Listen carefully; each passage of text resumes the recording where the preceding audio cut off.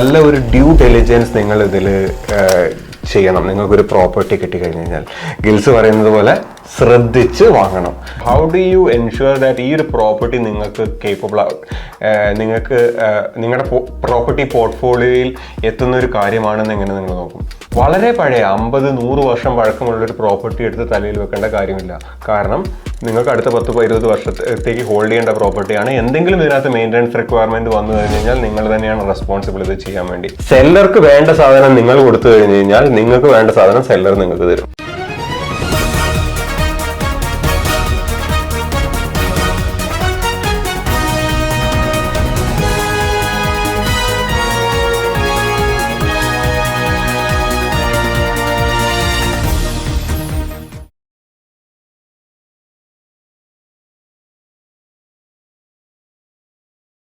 നമസ്കാരം, എല്ലാവർക്കും ജിൽസ് കിച്ചണിലേക്ക് സ്വാഗതം. ഓസ്ട്രേലിയയിലേക്ക് നമ്മൾ മലയാളികൾ മൈഗ്രേറ്റ് ചെയ്ത് വന്നതിന് ശേഷം നമ്മൾ പ്രോപ്പർട്ടികൾ മേടിക്കാൻ തുടങ്ങും. അപ്പോൾ ഇൻവെസ്റ്റ്മെൻറ്റ് ഗ്രേഡ് പ്രോപ്പർട്ടീസ് എങ്ങനെയാണ് മെൽബണിൽ അല്ലെങ്കിൽ ഓൾ ഓവർ ഓസ്ട്രേലിയയിൽ എങ്ങനെ നമുക്ക് മേടിക്കാനായിട്ട് സാധിക്കും, അതിനെക്കുറിച്ച് നമ്മൾ സെക്ഷൻ ചെയ്തുകൊണ്ടിരിക്കുകയാണ്. ഇന്ന് നമ്മുടെ കൂടെയുള്ള രാകേഷാണ്.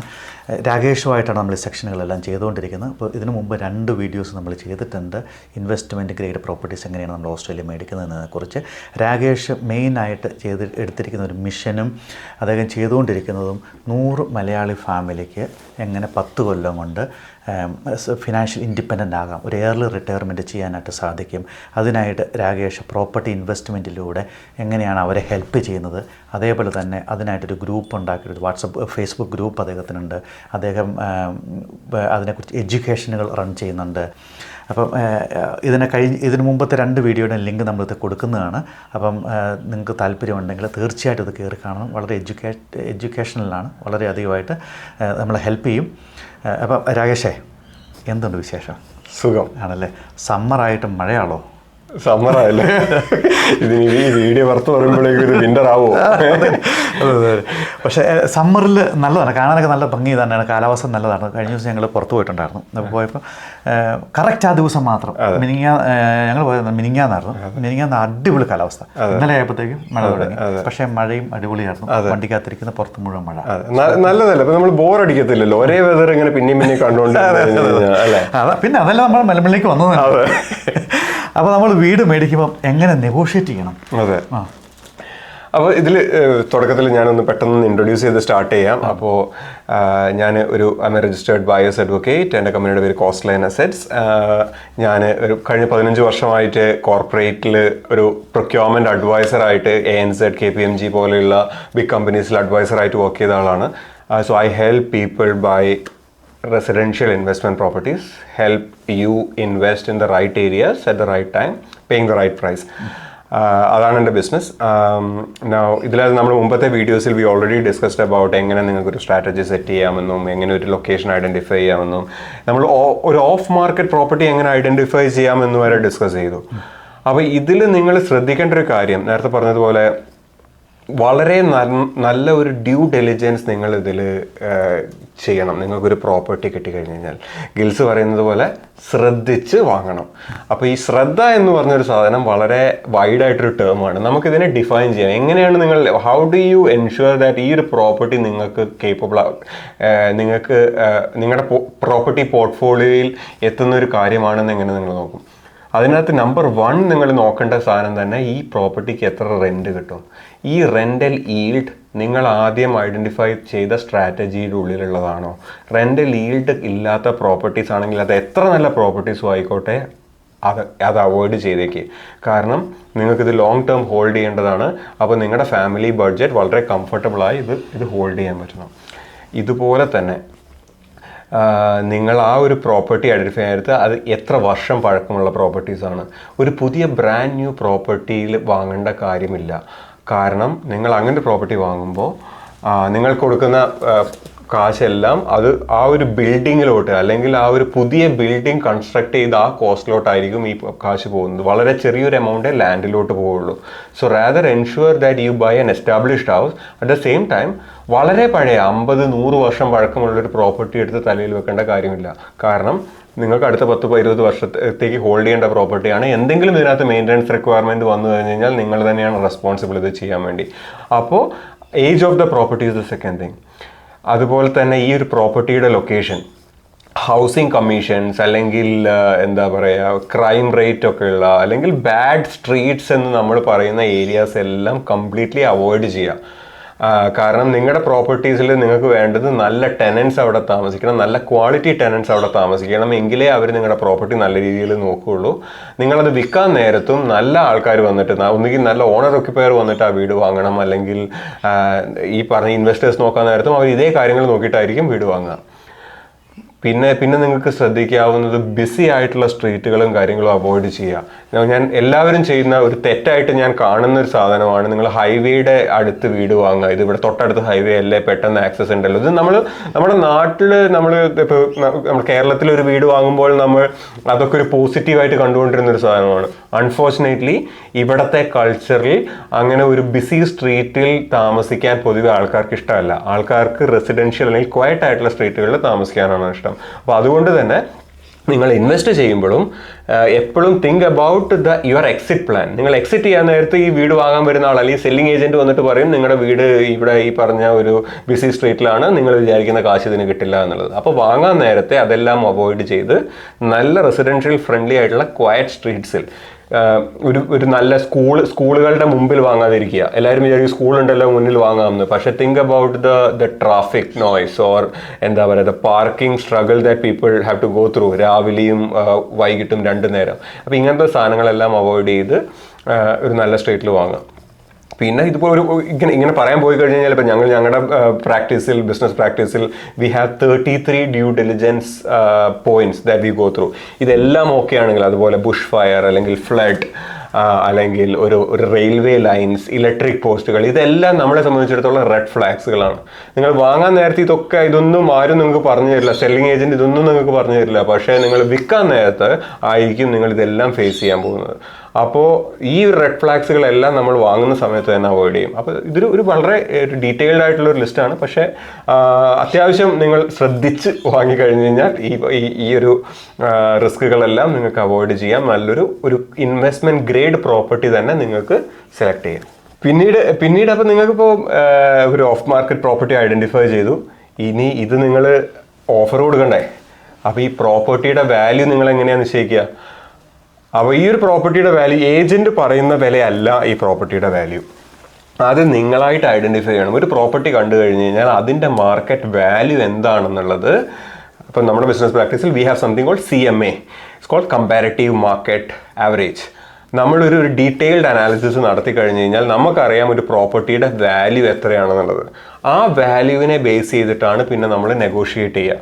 അത് ചിലപ്പം ഏജന്റ് ചോദിക്കുന്ന വിലയിനേക്കാൾ താഴെയായിരിക്കും, ഏജന്റ് ചിലപ്പോൾ ചോദിക്കുന്ന വിലയിനേക്കാൾ കൂടുതലായിരിക്കും. അപ്പോൾ പിന്നീടുള്ള നമ്മുടെ നെഗോസിയേഷൻ സ്ട്രാറ്റജി ഞങ്ങൾ ബിൽഡ് ചെയ്യുക ഈ ഒരു മാർക്കറ്റ് വാല്യൂവിനെ ബേസ് ചെയ്തിട്ടാണ്. അതിൻ്റെ കൂടെ തന്നെ നമ്മൾ ഈ ഏജൻ്റായിട്ട് ഡിസ്കസ് ചെയ്യുമ്പോൾ ഈ സെല്ലർ വിൽക്കുന്ന ആൾ എന്തിന് വിൽക്കുന്നു എന്നുള്ള റീസൺസും വളരെ ഇമ്പോർട്ടൻ്റ് ആണ്. കാരണം സെല്ലർക്ക് വേണ്ട സാധനം നിങ്ങൾ കൊടുത്തു കഴിഞ്ഞ് കഴിഞ്ഞാൽ നിങ്ങൾക്ക് വേണ്ട സാധനം സെല്ലർ നിങ്ങൾക്ക് തരും. അപ്പോൾ അവരുടെ മോട്ടിവേഷൻ എന്താണെന്ന് ഐഡൻറ്റിഫൈ ചെയ്ത് നമ്മുടെ ഇൻട്രസ്റ്റ് ഐഡൻറ്റിഫൈ ചെയ്ത് അതിനുള്ള ഒരു ഓഫറാണ് നമ്മൾ കൊടുക്കേണ്ടത്. So that's how we place an offer, including all the other terms and conditions that we have in the offer. അങ്ങനെ ഒരു ഓഫർ ഡീൽ ക്ലോസ് ചെയ്ത് കഴിഞ്ഞാൽ ദാറ്റ് ഈസ് വെൻ, അപ്പോൾ ആദ്യം നിങ്ങൾക്ക് വരെ ഒരു വെർബൽ അഗ്രിമെൻ്റ് ആയിരിക്കും. അപ്പം that gives you a lot of comfort that നിങ്ങളുടെ ഓഫർ അക്സെപ്റ്റഡ് ആയി. ഇത് at least you have A verbal commitment from ഒരു സെയിൽസ് ഏജൻറ്റ് ദാറ്റ് ഓക്കെ അവർ വേറെ ഇനി ഒരു ഓഫേഴ്സ് കൺസിഡർ ചെയ്യില്ല എന്നുള്ളൊരു സിറ്റുവേഷൻ. അവിടെയാണ് നിങ്ങളുടെ ഒരു ഓഫർ അക്സെപ്റ്റഡ് ആയി എന്നുള്ള ഒരു ഇനിഷ്യൽ കംഫർട്ട് നിങ്ങൾക്ക് കിട്ടുക.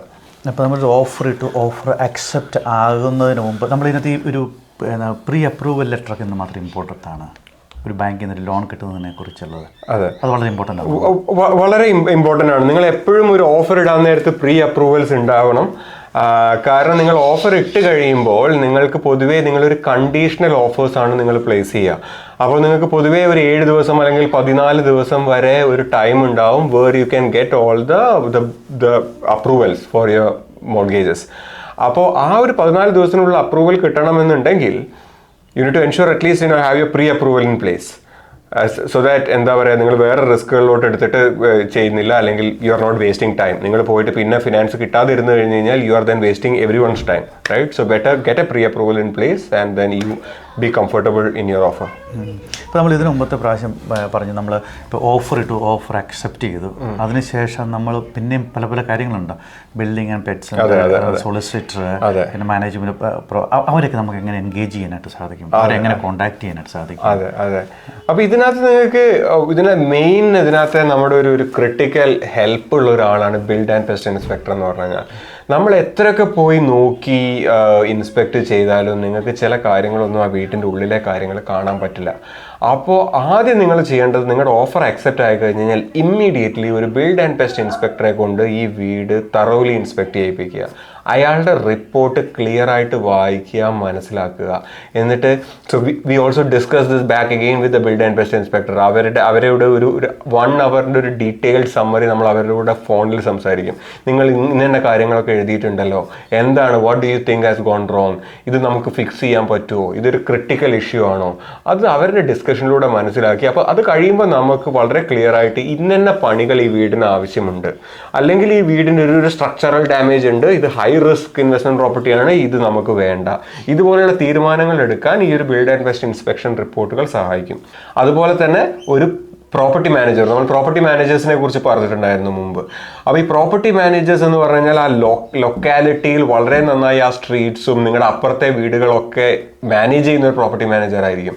അവരെ എൻഗേജ് ചെയ്യുക, അവരോട് ആ വീട്ടിൽ പോയിട്ട് ശരിക്കും ഒന്ന് ഇൻസ്പെക്ട് ചെയ്ത് ഒരു പൊട്ടൻഷ്യൽ ടെനന്റ് എങ്ങനെയാണ് നിങ്ങളുടെ വീടിനെ നോക്കി കാണുന്നത് എന്നുള്ളത് ഇവരോട് ചോദിച്ച് മനസ്സിലാക്കുക.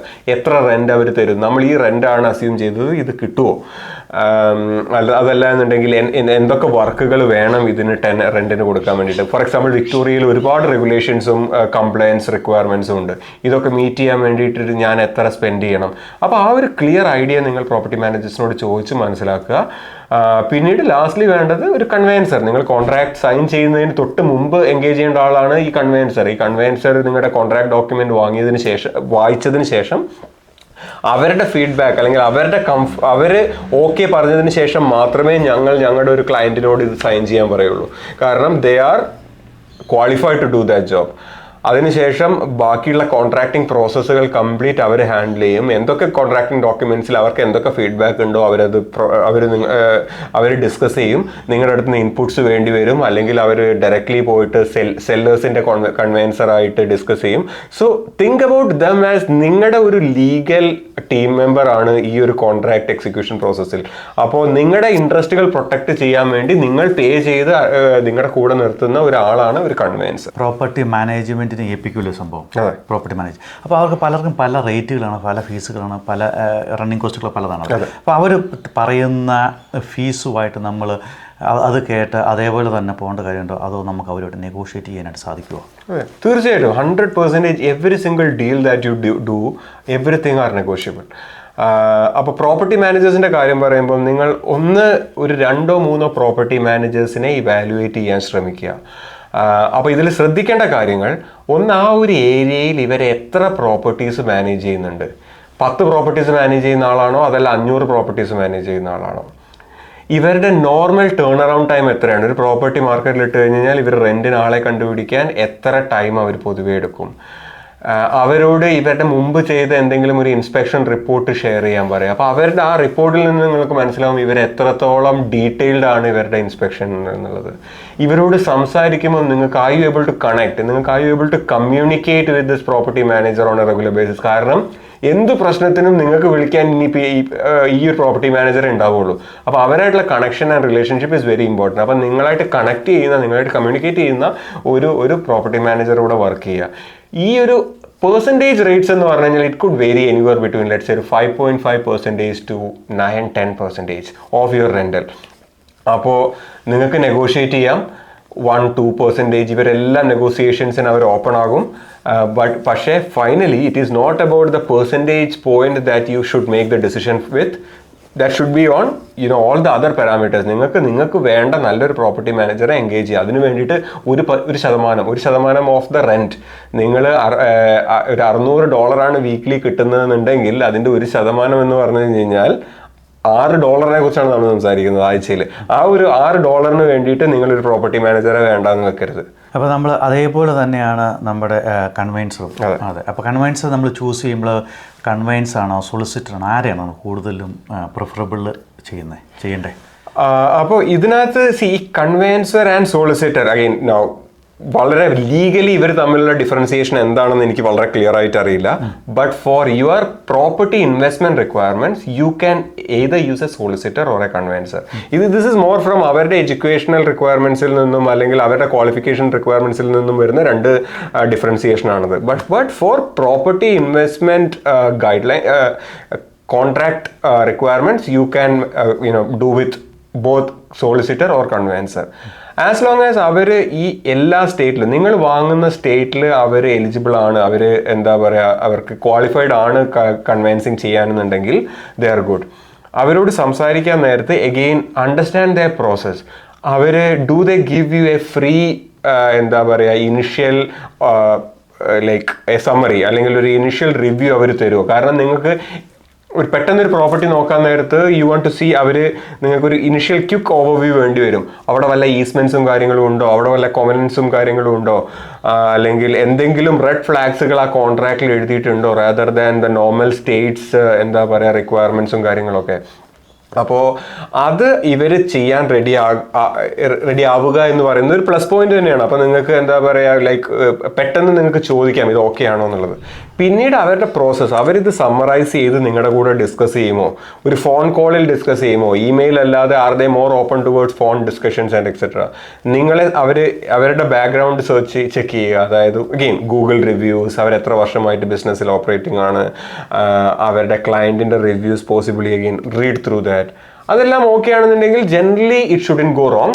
ബട്ട് ഈ കൺവെൻസർ സോളിസിറ്റേഴ്സ് എന്ന് പറഞ്ഞു കഴിഞ്ഞാൽ they are there to protect your interest. അപ്പോൾ അവരുടെ ലാംഗ്വേജുകളും അവരെല്ലാം എന്താ പറയുക ലോ എന്ന് പറയുന്ന അല്ലെങ്കിൽ റെഗുലേഷൻസ് വിട്ടിട്ട് ദേ വിൽ നോട്ട് ഡീവിയേറ്റ്. അപ്പോൾ they go through the strict guidelines. അപ്പോൾ അവരായിട്ട് കമ്പാറ്റബിൾ ആയിട്ട് വർക്ക് ചെയ്യുക എന്നുള്ളത് നിങ്ങളുടെയും കൂടി ഇൻട്രസ്റ്റ് ആണ്. അവർ പറയുന്നത് കേൾക്കുക, അവർ പറയുന്ന കാര്യങ്ങളിലോട്ട് എന്താ പറയുക അതിന് കൂടുതൽ പ്രയോറിറ്റി കൊടുക്കുക, മനസ്സിലാക്കാൻ ശ്രമിക്കുക. ഇതോടൊപ്പം തന്നെ മറ്റൊരു സംഭവമാണ് ഇൻഷുറൻസ്. സ്റ്റേറ്റ് ഇൻഷുറൻസിൻ്റെ പ്രാധാന്യം ഡിഫറെൻ്റ് ആണ്. പ്രാധാന്യം വെച്ച് എടുക്കുന്ന ടൈമുകൾ എന്നെടുക്കണം, എപ്പോൾ തൊട്ടാണ് നമുക്ക് ആ വീടിൻ്റെ ഉത്തരവാദിത്തം. അപ്പോൾ നമ്മൾ ചിലയിടങ്ങളിൽ നമ്മൾ കോൺട്രാക്ട് സൈൻ ചെയ്യുമ്പോൾ തൊട്ട് തന്നെ അതിൻ്റെ ഉത്തരവാദിത്തം അല്ലേ, അതൊന്ന് വിശദീകരിക്കാമോ? അതെ, ബേസിക്കലി നിങ്ങൾക്ക് രണ്ട് തരത്തിൽ ഇൻഷുറൻസിനെ അപ്രോച്ച് ചെയ്യാം. ഒന്ന് ഒരു ഇൻഷുറൻസ് ബ്രോക്കറിന്റെ കൂടെ വർക്ക് ചെയ്യാം, അല്ലെങ്കിൽ ഡയറക്ട്ലി പോയിട്ട് നിങ്ങൾക്ക് തന്നെ ഇൻഷുറൻസ് പർച്ചേസ് ചെയ്യാം. ആൻഡ് അഗെയിൻ ഒരു ബ്രോക്കറിന്റെ കൂടെ വർക്ക്, ഒരു എക്സ്പേർട്ടിന്റെ കൂടെ വർക്ക് ചെയ്യുമ്പോൾ അതിൻ്റെതായിട്ടുള്ള ഒരു എന്താ പറയുക ഹെൽപ്പ് ഓൾവേസ് ഉണ്ടാവും. അവർക്കറിയാം നിങ്ങൾക്ക് എന്ത് പ്രൊഡക്റ്റ് ആണ് വേണ്ടതെന്നും അവർ നിങ്ങൾക്ക് അത് പ്രൊവൈഡ് ചെയ്യും. അല്ലെങ്കിൽ ഈ പറഞ്ഞ ആമി, ടെറീഷിയർ പോലെയുള്ള നല്ല നല്ല പ്രൊവൈഡേഴ്സിന്റെ പ്ലാറ്റ്ഫോമിൽ പോയി നിങ്ങളുടെ റിക്വയർമെന്റ്സ് ഇട്ട് കഴിഞ്ഞാൽ you get the insurance code.